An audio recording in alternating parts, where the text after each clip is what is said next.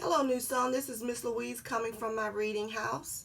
I hope you're having a great day. The sun is shining. The weather is feeling like summer. I put up on the whiteboard some words that I don't think any teacher wants to hear.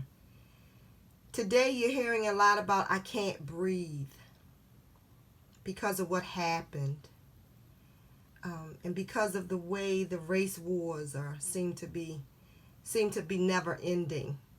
But this is one thing that no one wants to hear a child say, I can't read. All teachers want you to be able to read. So today I'm going to read you a story, and it's a story that takes place some centuries ago, or maybe some decades ago. And it's about a young boy who wanted to learn how to read. And that's something that our ancestors fought for and died for. Reading can be freeing. And so to all of the students out there who are struggling to read, don't give up and never say those words, I can't read. All right? Now, the title of this book today is More Than Anything Else. The story is by Marie Bradby and pictures by Chris S. Soenpick. More than anything else. You can see by the pictures that it was in a different time. Electricity wasn't even available for these people right here. That's an oil lamp burning. And you look at the big piles. I think it's salt, if I'm not mistaken. Let's see. Let's hear this wonderful story. Before light, while the stars still twinkle, Papa, my brother John, and I leave our cabin and take the main road out of town, headed to work.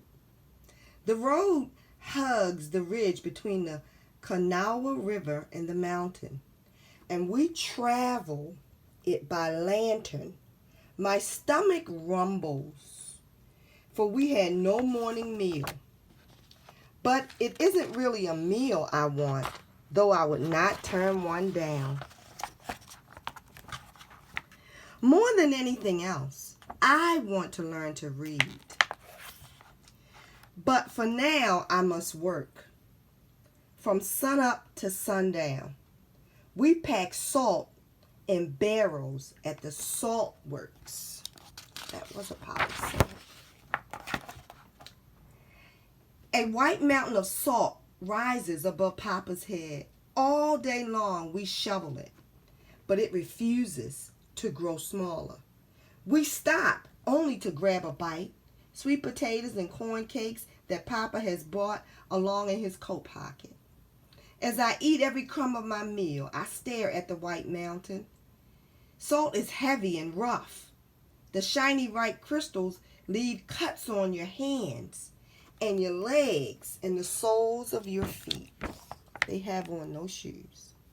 This was a time when African American people really were struggling. They were struggling to eat. They were struggling to live. They were struggling to just have the basic needs met.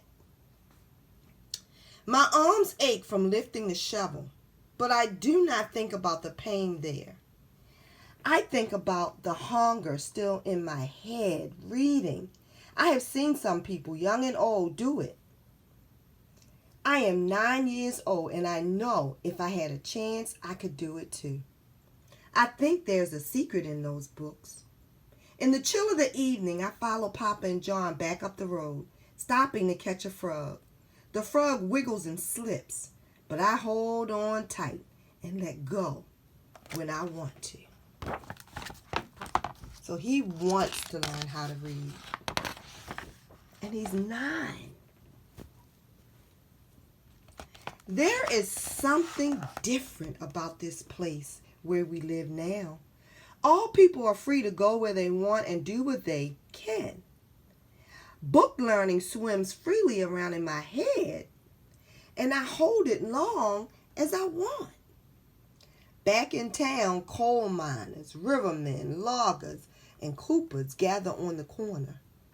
They are worn out as me, but full of tales. That means they're full of stories that they're going to tell. I see a man reading a newspaper aloud, and all doubt falls away. I have found hope, and it is as brown as me. I see myself, the man, and as I watch his eyes move across the paper, it is as if I know what the black marks mean, as if I am reading, as if everyone is listening to me, and I hold that thought in my hands. I will work until I am the best reader in the county. Children will crowd around me, and I will teach them to read. But Papa taps me on the shoulder. Come on. And John tugs at my shirt. They don't see what I see. They don't see what I can be. Yes, reading helps you to be. That's a great way to say it. We hurry home. Mama, I have to learn to read, I say. She holds my hand and feels my hunger racing fast as my heart. This is when we lived on the field, sharecroppers. It is a small book, a blue, the color of midnight. She gives it to me one evening in the corner of our cabinet, pulling it from under the clothes that she washes and irons to make a little money. She doesn't say where she got it. She can't read it herself, but she knows this is something called the alphabet. She thinks it is a singy kind of thing, a song on paper. Probably the ABC song, huh?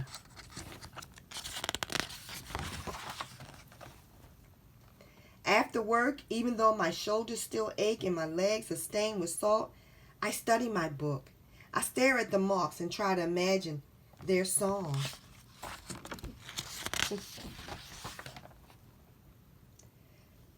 I draw the marks on the dirt floor and try to figure out what sounds they make, what story the picture tells. But sometimes I feel I am trying to jump without legs, and my thoughts get slippery, and I can't keep up with what I want to be and how good I will feel when I learn this magic and how people will look at me. I can't catch the tune of what I see. I get a salt shoveling pain and feel my dreams are slipping away. I have got to find him, that newspaper man.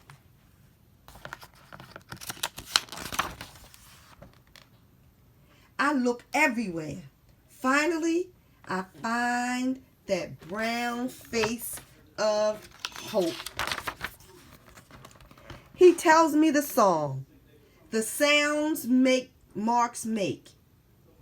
I jump up and down singing it. I shout and laugh like I was baptized in the creek. I have jumped into another world and I am saved.